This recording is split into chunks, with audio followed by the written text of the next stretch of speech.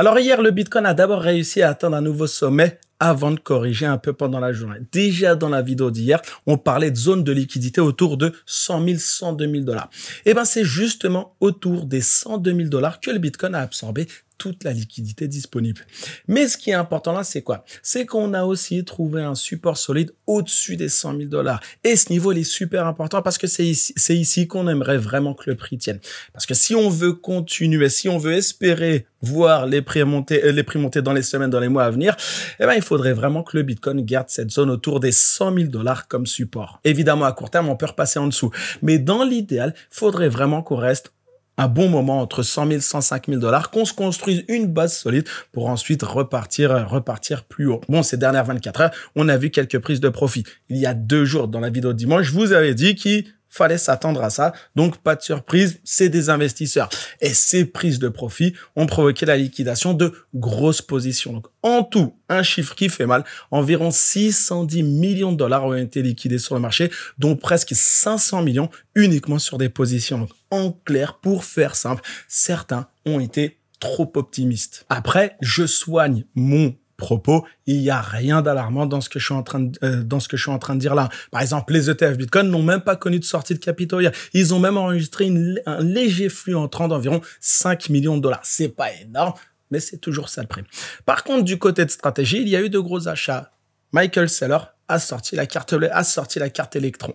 L'entreprise a annoncé hier avoir acheté 13 390 bitcoins la semaine dernière pour un montant total d'environ 1,3 milliard de dollars. Depuis le début de l'année, ils ont bien renforcé leur position et aujourd'hui, ils détiennent 556 000 bitcoins au total.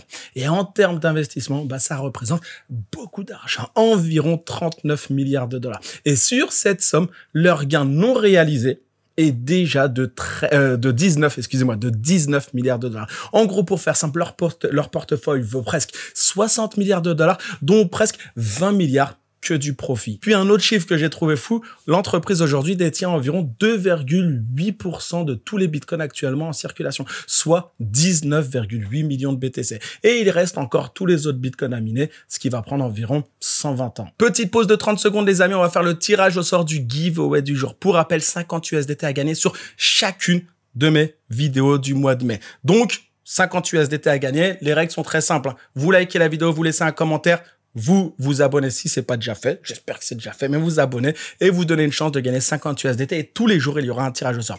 Pour gagner du temps, j'ai fait le tirage au sort qui est juste ici. Tu me contactes, tu m'envoies un email, tu vas trouver mon email en description. Tu m'envoies un email et tu m'envoies ton adresse BEP20 et moi, je ferai le nécessaire derrière. Si vous n'avez pas gagné aujourd'hui, participez en likant, en laissant un commentaire, en vous abonnant et demain, je ferai un nouveau tirage au sort. Voilà, on poursuit. Un chiffre que j'ai trouvé intéressant, les amis, avec la hausse du Bitcoin la semaine dernière, il y a aujourd'hui moins de 2% de l'offre totale qui est encore en perte. En clair, pour faire simple, presque tous les investisseurs sont à nouveau en profit. Seuls 2% sont encore dans le rouge. Et c'est l'un des plus bas niveaux jamais enregistrés dans l'histoire du Bitcoin. Et ce genre de situation, on la retrouve souvent quand le prix est proche des plus hauts historiques, ce qui est normal. Et à chaque cycle, on voit qu'on revient dans ces zones qui attirent énormément d'attention. D'ailleurs, historiquement, ce sont justement ces moments qui marquent le début des phases d'euphorie sur le marché. Et c'est pour cette raison que je vous partage cette information, parce que là, on parle de Bitcoin, mais je sais que parmi vous, il y a tout un tas d'investisseurs full altcoins. Eh ben, cette donnée se répercute d'une certaine façon, vous le comprenez très bien, d'une certaine façon sur l'ensemble du marché des crypto-monnaies. Puis voilà, comme j'ai dit, ce sont justement des moments qui marquent le début des phases d'euphorie sur le marché. Et c'est logique. Pourquoi? Eh ben, tout simplement parce que quand tout le monde est en gain, eh ben, l'ambiance est positive. Personne ne râle. Le résultat, l'euphorie monte encore plus et ça pousse les prix encore plus haut jusqu'à un éventuel, on parlera de blow-off top, une sorte de pic final brutal avant une grosse correction. Et qu'est-ce qui me fait dire ça? Eh ben, tout simplement parce que dans les cycles passés, c'est souvent ce qu'on a vu. Une fois que 98% des gens étaient en gain, l'euphorie revenait en force et le Bitcoin repartait à la hausse. Après, il n'y a rien de garanti, c'est pas Sofinco, c'est pas CTLM, il n'y a rien de contractuel dans ce que je dis là. Mais voilà, c'est quelque chose qu'on a vu encore et encore. Et puis après, c'est pas un signal de sommet immédiat. Mais on est peut-être, je dis bien peut-être, je ne suis pas conseiller financier, peut-être que je me trompe, mais je me dis qu'on est peut-être entré dans la phase Au tout début, vraiment au tout début, dans la phase la plus chaude du cycle. Mais attention, encore une fois, attention, c'est justement là que tout le monde regarde et que les gros enjeux, que les enjeux sont les plus gros. Je vais plus tourner ma phrase comme ça. Pourquoi je dis ça? Eh bien, tout simplement parce que c'est dans ces moments-là qu'on peut faire les plus gros profits, mais c'est aussi là qu'il faut absolument avoir une stratégie de sortie. Et la stratégie de sortie, eh ben, j'en parle quasiment tous les jours sur mes Charlie Calls. Si vous n'êtes pas au courant, vous pouvez échanger avec moi un call d'1 heure. Bon, je vais être très honnête avec vous, on a tendance à déborder, mais un call de minimum 1 heure, une visio entre vous et moi. N'hésitez surtout pas à en profiter. Vous avez le lien en description. Vous avez également tout un tas d'avis qui peuvent, voilà, vous permettre d'en savoir un petit peu plus sur ces Charlie Calls. Le lien est en description. Profitez-en. On va poursuivre, les amis, avec le Total 3, c'est-à-dire la capitalisation de toutes les crypto-monnaies, sauf le Bitcoin, sauf Ethereum. Et dans le Total 3, on retrouve des signaux similaires à ce que je vous ai dit juste avant sur les 2%, etc., etc.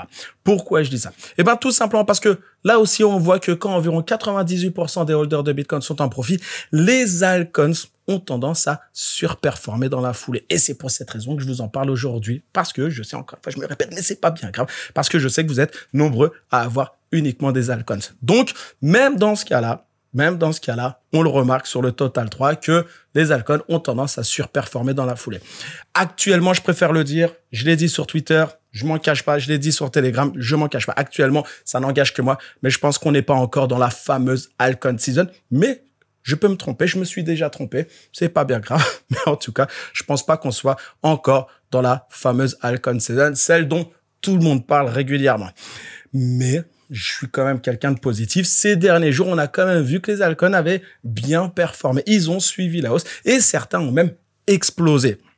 Et donc, c'est super positif. Évidemment, on va pas non plus cracher dans la soupe. C'est ce qu'on veut. Mais il faut faire attention à ne pas se laisser emporter par le FOMO. Faut pas non plus trahir sa stratégie. Faut être efficace, faut être focus, faut être... Je vous laisse choisir les mots, je les ai pas en tête. Mais vous avez compris. Ce que je veux dire par là, c'est qu'il faut pas devenir trop euphorique et chercher à sauter sur tous les mouvements tête baissée. Faut être, encore une fois, j'insiste sur le mot stratégique. Il y a, sur le tweet que je vous ai rédigé hier, il y a toujours ce sujet de la liquidité. Très simple. Rejoignez-moi sur Twitter, je partage tous les jours au moins 5-6 tweets. J'essaye d'être pertinent, j'essaye d'être efficace, j'essaie de vous apporter de la valeur. Donc, n'hésitez surtout pas à me rejoindre sur Twitter. Mais en tout cas, ce que je veux dire par là, c'est qu'il faut pas non plus sauter sur tous les mouvements tête baissée. Mais en ce moment, si on est positif, en ce moment, on est probablement qu'au début d'une phase de hype. Au tout début, vous le connaissez encore une fois, comme j'aime dire, on est au tout début.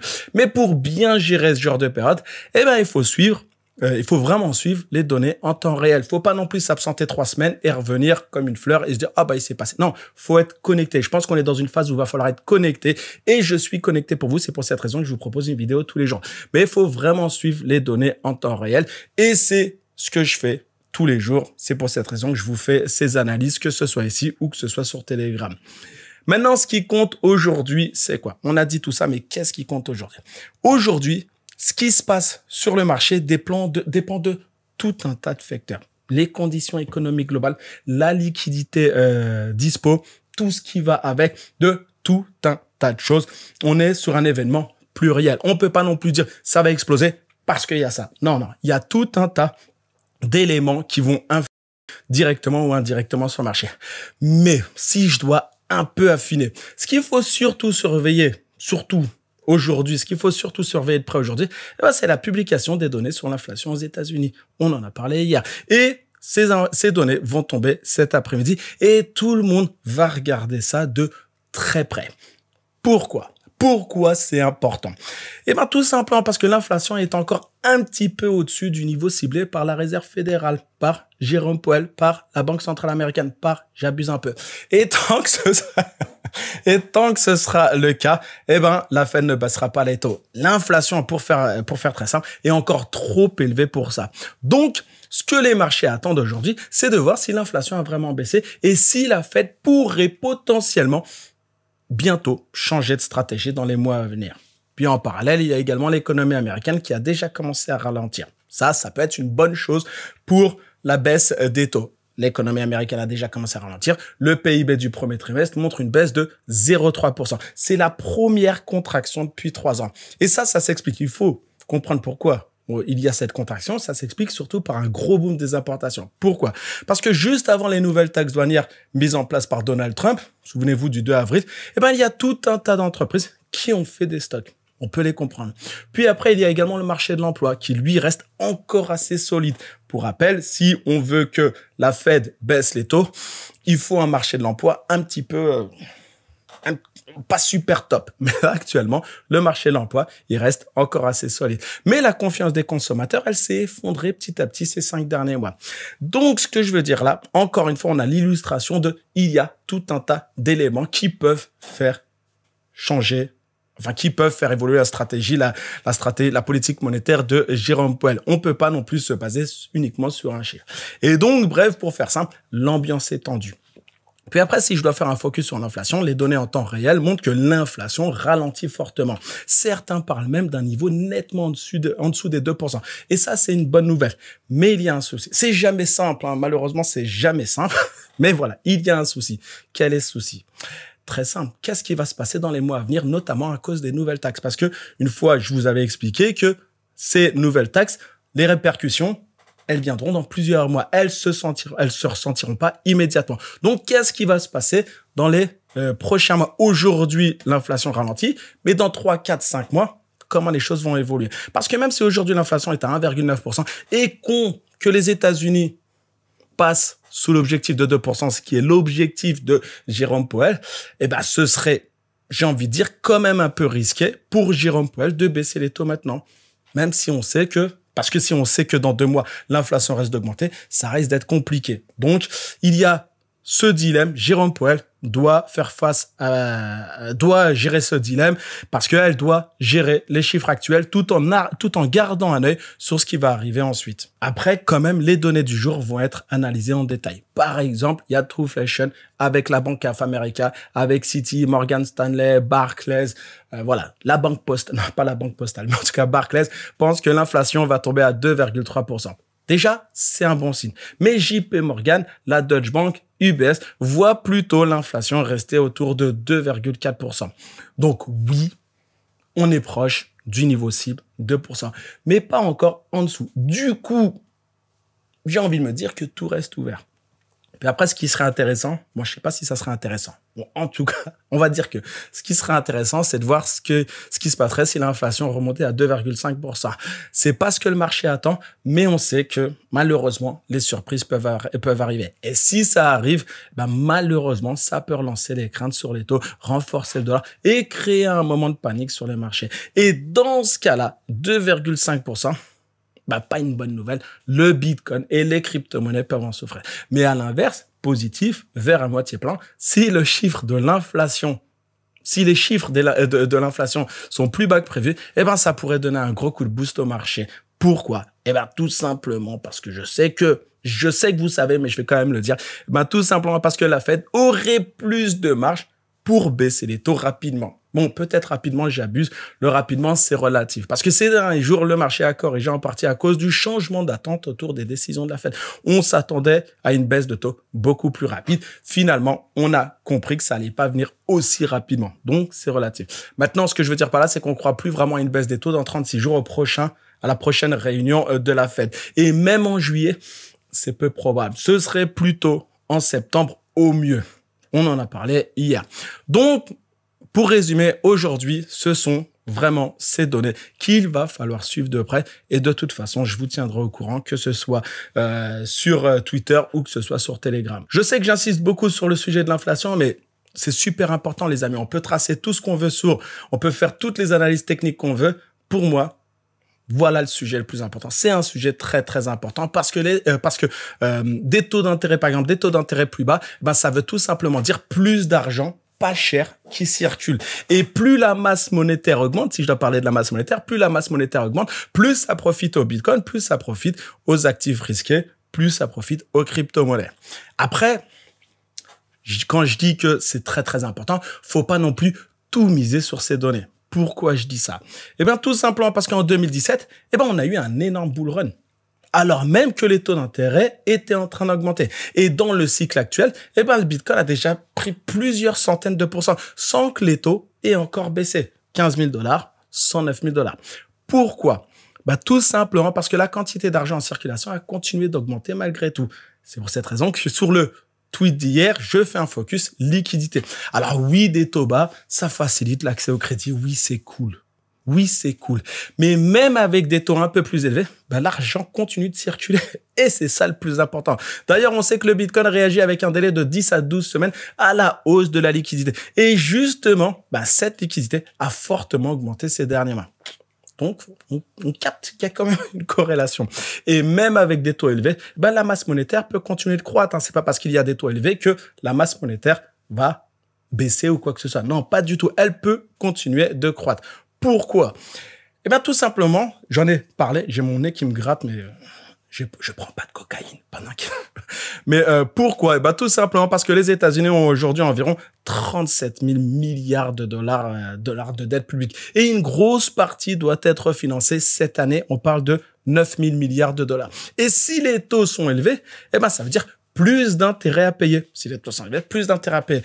Donc, il va falloir trouver cet argent. Et d'où va venir cet argent? D'où ils vont? Bah, cet argent, il va sortir d'où? Bah, par de nouveaux emprunts. Et donc, plus de dettes. Et donc, plus de création monétaire.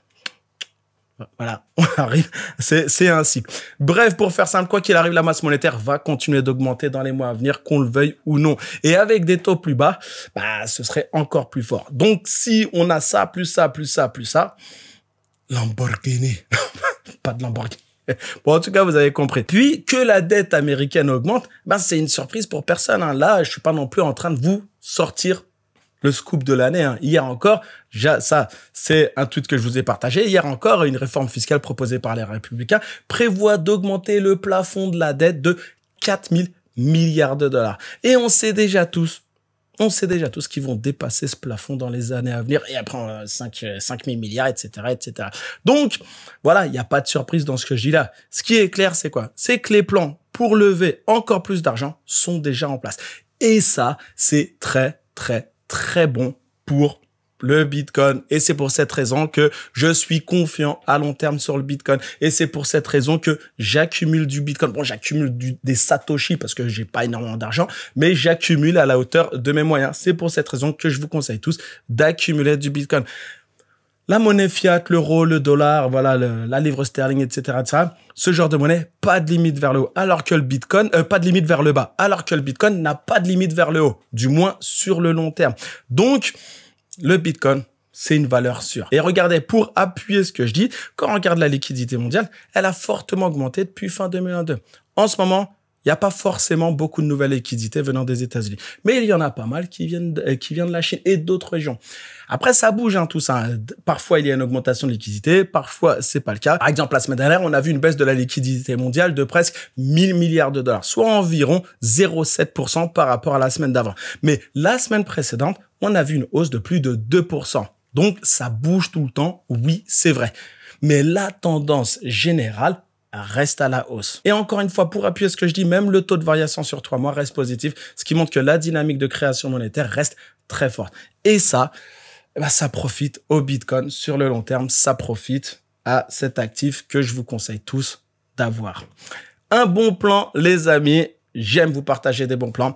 Il y a Bitunix qui offre jusqu'à 200 USDT de bonus de trading en utilisant mon lien en description. Donc, en créant un compte sur Bitunix, en utilisant mon lien, vous pouvez profiter du bonus de trading, ce qui vous donne un accès direct à mon groupe privé où là, je partage mes trades, je partage mes analyses et vous pouvez profiter d'une plateforme qui monte fort, sans KYC.